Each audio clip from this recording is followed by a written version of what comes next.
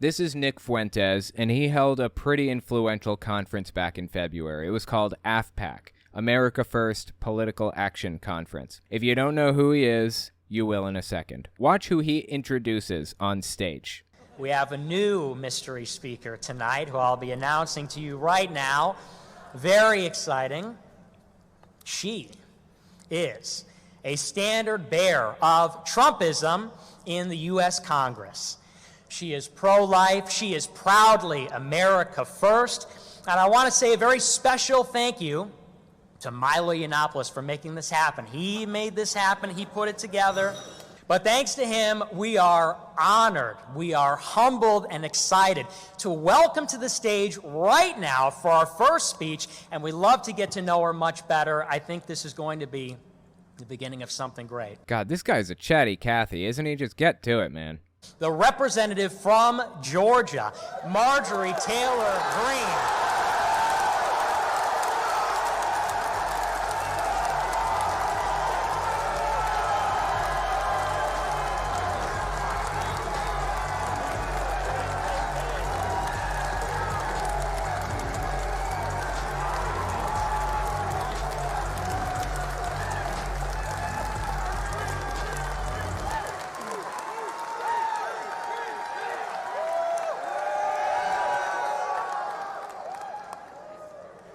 Well, hello, canceled Americans.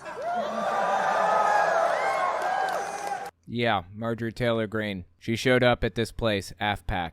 By doing so, she legitimized everybody there. Nick Fuentes is already a pretty influential political operative.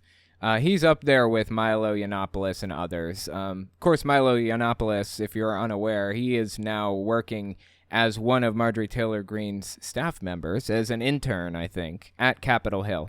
Disturbing stuff, man. Disturbing stuff. Deeply disturbing stuff. So I wanted to show you this because Nick Fuentes had some weird things to say.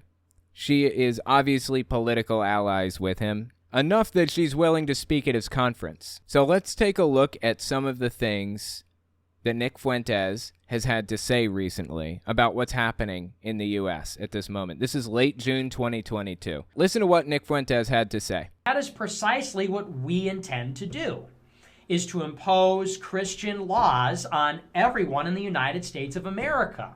That is what we have to do as Christians. We have to make sure that, like the moon reflects the sun, the state reflects the church. This is just a deeply disturbing view to me. This is turning the United States into the Christian Taliban. That's what they're trying to do. There is no line between church and state. He is specifically setting out to erase the line between church and state. He wants this to be a theocracy. That is the goal. We have to make sure that our normative laws and the laws that are passed by the government reflect the natural and the moral laws written by God. That is our job as Christians. Now, how do you coexist in the government with atheists or Jews that say that it's okay? And actually, it's our right to do that. It's our right to watch it. It's our right to make it. And the freedom to do that is the end of society. You can't share those two values. See, here's the problem. We're not sharing values like that. Like, nobody is trying to share these values with you. All we expect you to do is exactly what we do. If you want to go to church and act like a nutter butter, you are perfectly free to. I'm not going to stop you. I don't believe that stuff. I don't intend to go to church, but I'm not going to try to prevent you from going. We live in a society together. How is this flying right over this dude's head? There are Muslims in this country, there are Jews, there are atheists, there are Christians, there are people of all different backgrounds and stripes, people of all sorts in the United States, and we all pay taxes into the government. Thus, the government cannot favor one group of people over another. It can't. Well, it can, and they're trying to make it. So that's where Nick Fuentes is. It gets even worse. Keep listening. Those two values. And the same goes for feminism and the role of women, and the same goes for homosexuality and same-sex relationships, as well as transgenderism. Can a person go from one gender to another? And drugs. And it really is about everything in the society. These things are in conflict. And this is going to be one of the biggest problems, I think, is that the Jewish people wield this immense influence even over the Republican Party and the conservative movement. He doesn't want anybody except for white Christians to control things. That's one of the more disturbing aspects to this.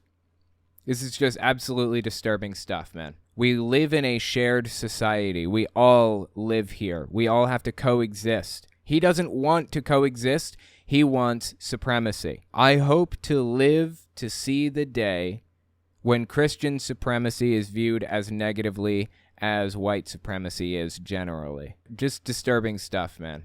The guy is proud of it. Listen to this next one. Late June 2022, same time. There should only be Christian countries, and that is because Christianity is correct. Some might say everybody's entitled to their own opinion and everybody can express their own religion, and so people can have their own countries. And I would agree with that if Christianity weren't true, but we know that it is. Well, see, that's the thing. We don't know that it is. You claim to know that it is. Nobody else in this equation agrees with you.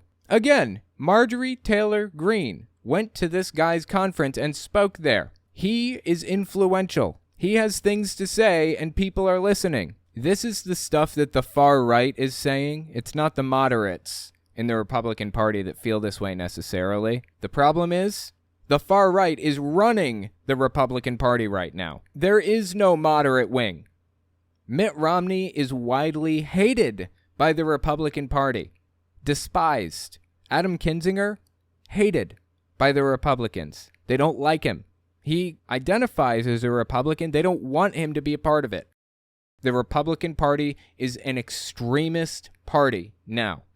There is no moderate to this group anymore. There used to be, no longer. This guy is a far-right extremist, and he speaks what is on the mind of the rest of the party members at this point. They are radicalized. Christianity weren't true, but we know that it is.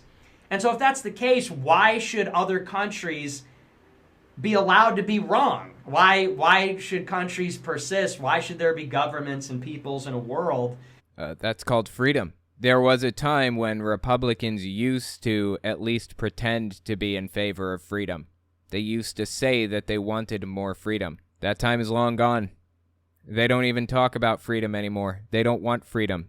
They want to impose their beliefs onto you at the barrel of a gun. That's where we're at right now. This is the Republican Party's position. This is in the Texas platform. This kind of idea. These kinds of things can be found in the Texas Republican platform for the year. They want a Christian nationalist state. They don't want atheists here. They don't want Jews here. And if they are here, they don't want them in government. That's where we're at now. What, do they want to be wrong? We have all these countries that are going to just empty out into hell when they go away. These countries are just places where the floor opens up and everybody falls into hell when they die. No, I don't actually think that's a good idea at all. So we'll start with America. I think America is a good start. We're going to reclaim America for Christ, retake America for Christians. And if people have a problem with that, they can stay and live under it, or they can go somewhere else where they have different rules. And then we're going to follow you to those countries, and we're going to make those countries the same way, and you are going to become a Christian. And if you don't, well, you're just going to have to live in a Christian world. But that's really the only way that it should be. This is Christian nationalism. This is the exact mindset that started the Crusades. This is the exact frame of mind that got them there. And this is the Republican Party. This is the Republican platform. This is an extremist platform, obviously. We can all recognize that. That's the Republican way now. There are no moderates left. Listen to this one. Just a few minutes later, he said this. If Ruth Bader Ginsburg, a Jewish woman, didn't die last year, so that Amy Coney Barrett, a Catholic woman, could be appointed to the bench, We would still have Roe versus Wade. Now you tell me that this is a Judeo-Christian country. Now you tell me that this is a Judeo-Christian movement. You tell me that it doesn't matter that you have a lot of these Jewish people in government. Tell me that it doesn't matter after a decision like this.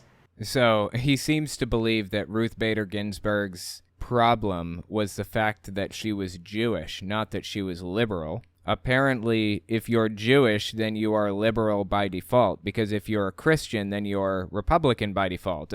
I guess that's how he views things. That is, God, I don't even know, dude. That is just bizarre. Tell me that with a straight face, that it doesn't matter that we had a court that had 4 Jewish people on it, and we had subtract 1 Jewish woman and increase 1 Catholic woman, and now Roe versus Wade is overturned, and 100 million Americans will live in states with no abortion because of that change, because we had a Jewish woman and now we have a Catholic woman. Tell me religion doesn't matter. Tell me that this dispute between Judeo and Christian doesn't matter. It absolutely matters. It makes all the difference. I guess he's trying to convince people to only vote for the Christians and not vote for the Jewish people. He's taken us down a disturbing road, man. It's not just him. It's Marjorie Taylor Greene, it's Lauren Boebert, and it's any number of other politicians in government right now. Nearly every Republican Party official in Texas, nearly every Republican Party official in Congress, in the Senate, in the House, they are not denouncing this stuff. They agree with this stuff in large part. This is why it's Christian nationalism. We need a government of Christians. We need a conservative movement, a nationalist movement led by Christians that obey the Bible and obey God and serve Jesus Christ. Tell me why we need people in government that don't serve Jesus Christ. Is that the argument? Well, here, Nick, here's why we need Jewish people in government that don't serve Jesus. Sorry, you're never going to win that argument. You're never going to convince me that we need people in government that don't serve Jesus Christ, the Son of God. You'll never convince me of that. Insofar as there's one God, and he has one Son, and there is one way to salvation and one way to the truth, then that's the way that the people running our society and writing the laws need to be, and no other way.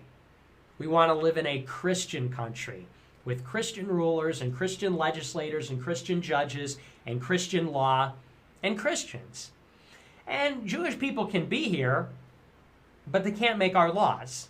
Yeah, he wants a Christian nationalist state, and he's not being shy about that.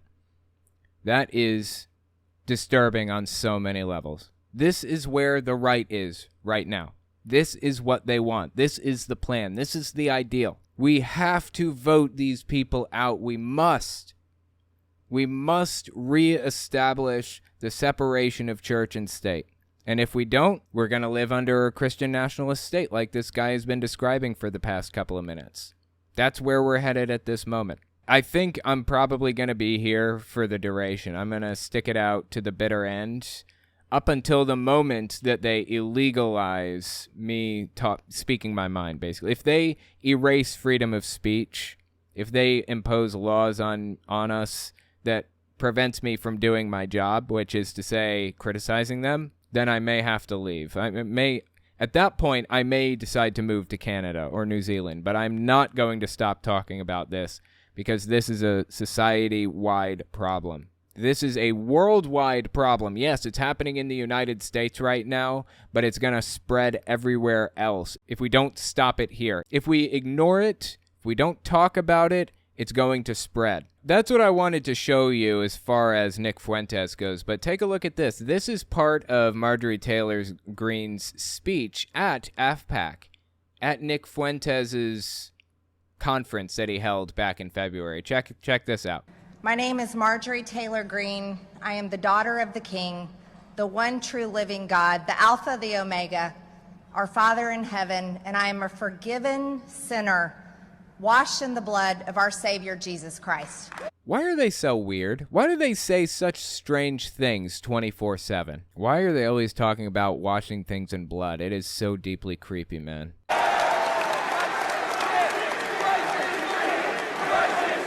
They're yelling, Christ is King.